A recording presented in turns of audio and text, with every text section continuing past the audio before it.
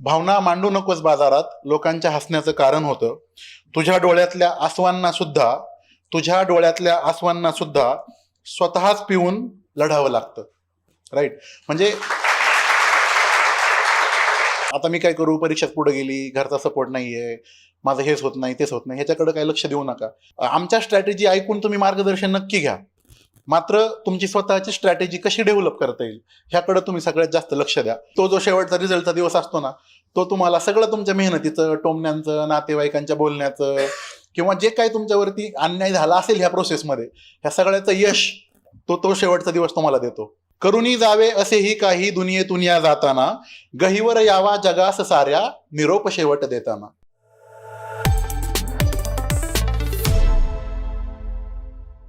आज या ठिकाणी उपस्थित या कार्यक्रमाचे अध्यक्ष मान्य तुकाराम जाधव सर, त्यासोबत युनिक अकॅडमीचा सर्व स्टाफ यांनी या ठिकाणी आमचा सत्कार केला, तसेच बोलण्याची संधी दिली. त्याबद्दल सर्वप्रथम मी तुमचा आभारी आहे सर. तसेच आपल्यामध्ये उपस्थित आणि आमचे यशस्वी सहकारी, तर यांचं मी सर्वप्रथम खूप खूप अभिनंदन करतो तुम्ही मिळवलेल्या यशाबद्दल सुद्धा. सुजित सर, तुम्ही जे यश मिळवले ते सोपं नाहीये. एवढ्या सगळ्या गोष्टींवरती मात करून लढणं, आयोगाविरुद्ध केसेस लढणं, आणि तुम्ही ज्या पद्धतीनं ते सांगत होतात हे सगळ्यांनी हसण्यावरी घेतलं, परंतु ते स्वतःवरती ज्यावेळेस येतं आणि सरांनी ज्या पद्धतीने ते फाईट केलंय, फार भयानक असतं, म्हणजे सोपं नाही आहे ते. त्याबद्दल सरांचं सुद्धा अभिनंदन. आणि त्यांच्या माध्यमातून ज्या इमेजेसचे वगैरे मार्क आयोग द्यायला लागलं, तर ही फक्त त्यांच्यासाठी न करता त्यांनी ते त्यांच्या इतर ॲस्पिरंटसाठी सुद्धा ती केलेली गोष्ट आहे. ही खूप पॉझिटिव्ह आहे. म्हणजे त्यांच्यासाठी ती जी लोकसेवा त्यांनी आत्ताच सुरू केलेली आहे, तर त्याबद्दल सर तुमचं अभिनंदन. तसेच विशाल नवले सरांनी कशा प्रकारे प्लॅन करायचा, त्या अभ्यासाचे 5 गोष्टी ज्या त्यांनी आपल्याला सांगितलेल्या आहेत. सुजित सरांनी त्यांचं मार्गदर्शन केलं. माझ्या पत्नीनेही सांगितलं की कशा प्रकारे अभ्यासाचा जोडीदार आपला असावा, कशा प्रकारे अभ्यास करावा. नेहा मॅमने इंटरव्ह्यू बद्दल सांगितलं. त्यामुळे ऑलमोस्ट ऑल स्पिअर टच झालेले आहेत. त्यामुळे जास्त वेळ काही मी तुमचा घेणार नाही. जे काही थोडंफार मी पॉईंट्स काढलेले आहेत. हां, आता एक्झाम गेली आहे पुढं आपली. 28 एप्रिलला परीक्षा होती. कोण कोण देतं 28 एप्रिलची परीक्षा? ठीक आहे, म्हणजे बऱ्यापैकी लोक आहेत. काही जण पुढचा अटेम्प्ट देण्याचा प्रयत्न करत असतील.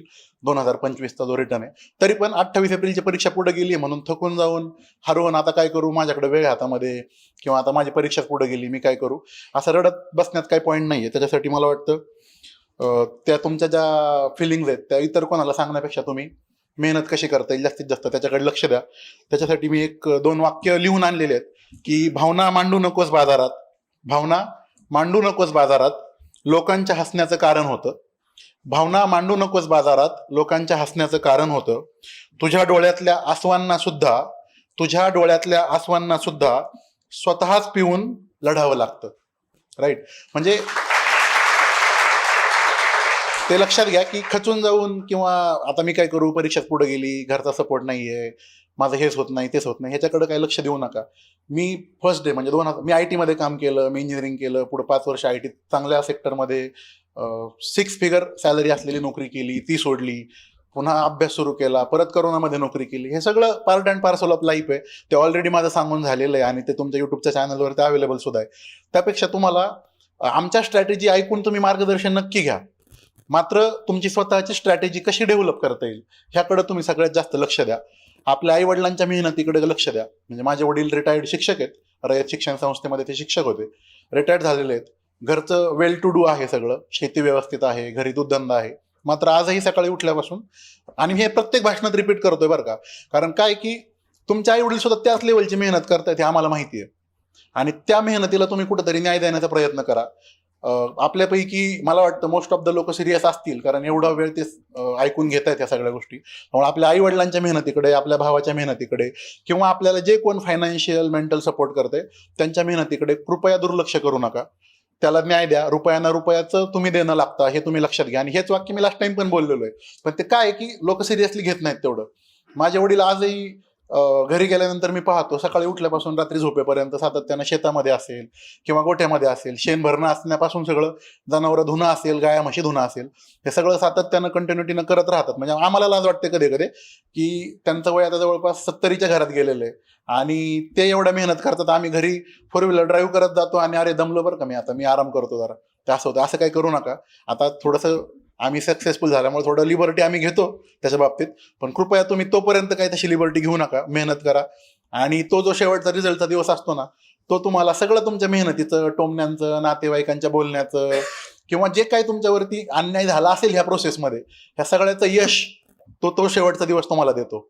आणि ते तुमच्या घरच्यांच्याही मेहनतीचं पारणं फेडणारा दिवस असतो. त्यामुळे कृपया त्या दिवसासाठी तुम्हाला मेहनत करायची. म्हणजे मी तर तुम्हाला सांगतो, तिनं सांगितलं की मी मेंटली खूप स्टेबल आहे, हे मी तुम्हाला लास्ट टाइम पण सांगितलेलं.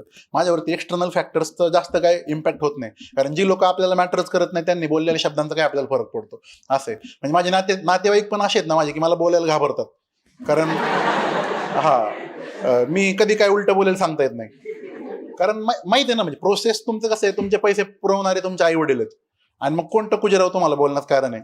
बरोबर नाही, खरं आहे, जे आहे ते आहे. कारण ह्या प्रोसेसमध्ये नातेवाईक नसून नातेवाईट आहेत ते, असा प्रकार आहे.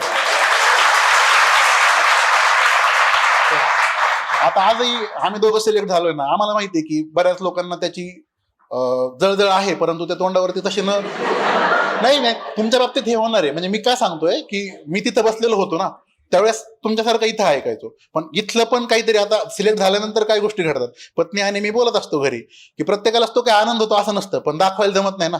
हसरा चेहरा तर दाखवायलाच लागतो. पण त्या अडचणी कशा निर्माण करतात. आता बाबा मी तहसीलदार झालो, रँक 55 आला, त्याच्यानंतर ही बीडीओ झाली ग्रुप बी, परंतु त्यांना काळजी आमच्यापेक्षा जास्त कशी. आता तुमच्या दोघांचं एकत्र कसं मिळणार, तुम्हाला तालुका एकत्र येईल का, एकत्र राहता येईल का, नाही का, किंवा कसं होणार तुमचं पुढं. आता तिनं रिसेंटली जॉब सोडलाय, मी पाठीमागेच माझा आयटीचा जॉब सोडला, मग तुमचं घर कसं चालणार, नाही का. माझ्या काहीतरी मी तजवीज केलेली असेल ना माझ्याकडे, माझ्या पत्नीनं केलेली असेल, माझ्या घरच्यांनी केलेली असेल, पण ते त्याच्यापेक्षा जास्त काळजी त्यांना ती असते की आता तुमचं काहीतरी वाईट झालं तर बरं आहे इथून पुढे पण, तर ते काय होत नसतं. त्यामुळे तुम्ही तेवढं लक्षात ठेवा की तुमच्या आई वडिलांच्या मेहनतीला जे कोण तुम्हाला मदत करतायत त्याला जास्तीत जास्त तुम्ही कसं आउटपुट देण्याचा प्रयत्न कराल त्याकडे लक्ष द्या.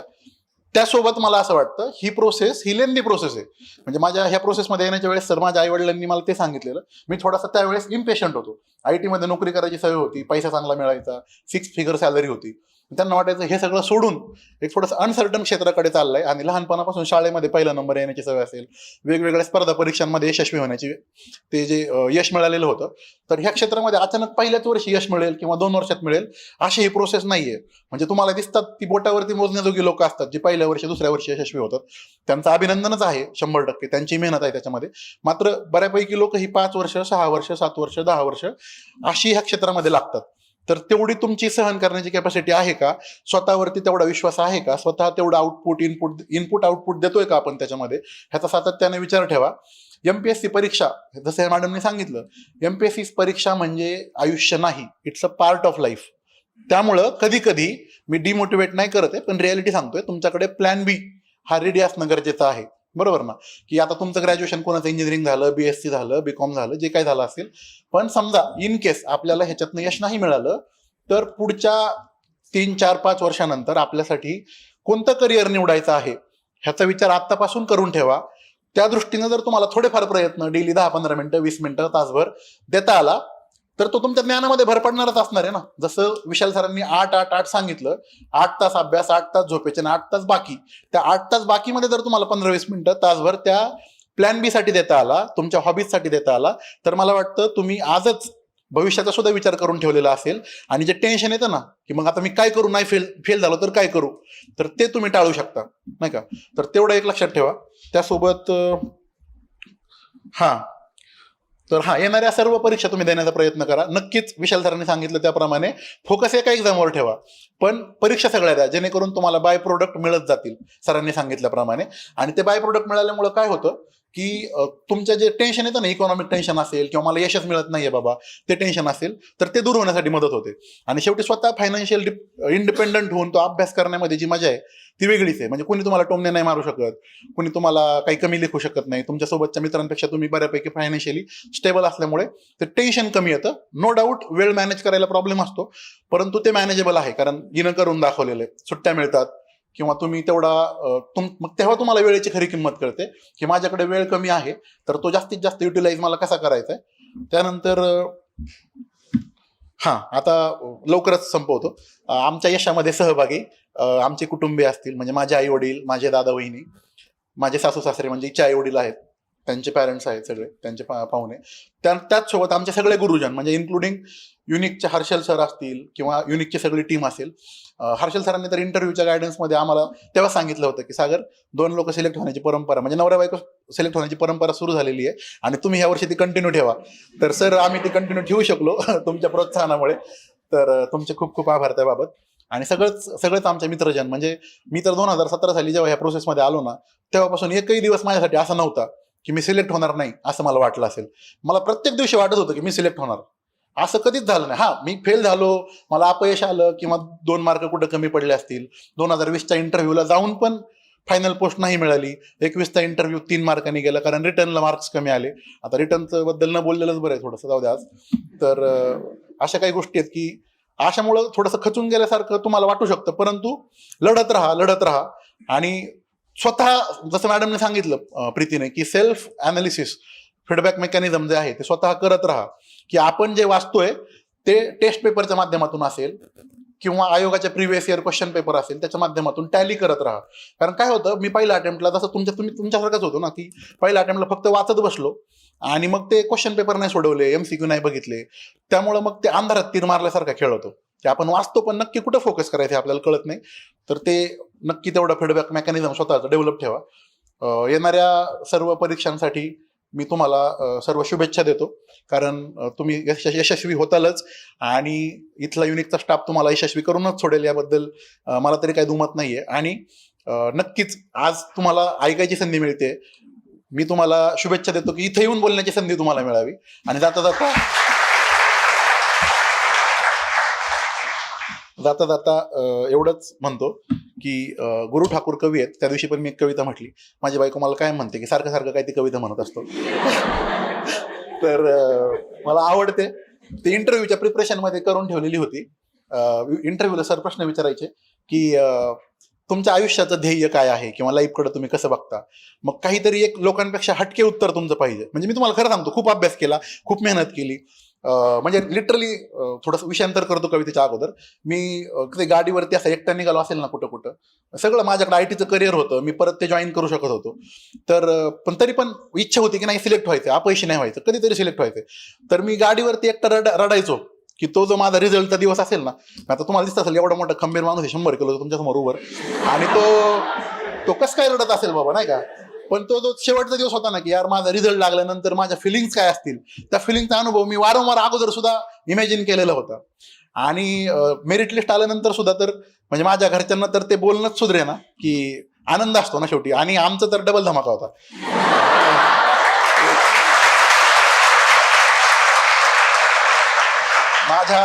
माझ्या वडिलांना तर माझ्या पत्नीचं एवढं कौतुक आहे, ते म्हणतात माझं पोरगं तरी घरीच होतं, माझी सुनबाई जॉब करून पास झालेली, त्याच्यामुळे तिचं यश जास्त मोठं आहे.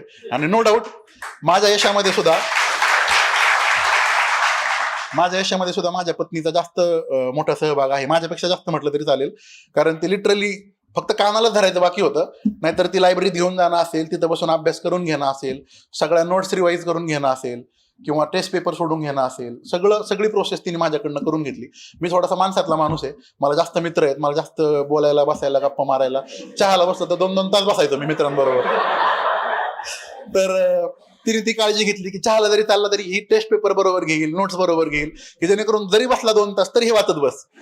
अशा प्रकारे तिने ते केलेलं आहे. त्यामुळे थँक्यू सो मच प्रीती. मी तिला ऑफिशियली थँक्यू इथून म्हणतो. हा, आता शेवटचं, कारण तुम्हाला निघायचंय, तर मी कविता म्हणतो, 1-2 मिनिटात संपेल. असं जगावं छाताडावर आव्हानांचे लावून अत्तर. आपल्यापैकी ऐकले असेल बऱ्याच लोकांनी. असं जगावं छाताडावर आव्हानांचे लावून अत्तर, नजर रोखुनी नजरेमध्ये आयुष्याला द्यावे उत्तर. पाय असावे जमिनीवरती कवेत अंबर घेताना, पाय असावे जमिनीवरती कवेत अंबर घेताना, हसू असावे ओठांवरती काळीज काढून देताना. संकटासही ठणकावून सांगावे आता ये 72, नजर रोखुनी नजरेमध्ये आयुष्याला द्यावे उत्तर. आता आम्ही सिलेक्ट झालो, इथून पुढचं आमचं प्रशासकीय करिअर, आणि इव्हन तुम्ही ज्या वेळेस इथे याल तुमचंही प्रशासकीय करिअर कसं असावं किंवा कोणत्याही क्षेत्रामध्ये तुम्ही जाल तेव्हा तुम्ही सर्वोत्तम करण्याचाच प्रयत्न करा, आणि सर्वोत्तम करायला याची मला अपेक्षा आहे. मात्र तिथं गेल्यानंतर सुद्धा आपलं वर्तन कसं असावं, तर करुणी जावे असेही काही, दुनियेतून या जाताना, करुणी जावे असेही काही दुनियेतून या जाताना, गहिवर यावा जगास साऱ्या निरोप शेवट देताना. करुणी जावे असेही काही दुनियेतून या जाताना, गहिवर यावा जगास साऱ्या निरोप शेवट देताना, स्वर कठोर त्या काळाचाही क्षणभर व्हावा कातर कातर. स्वर कठोर त्या काळाचाही क्षणभर व्हावा कातर कातर. नजर रुखुनी नजरेमध्ये आयुष्याला द्यावे उत्तर. Thank you so much.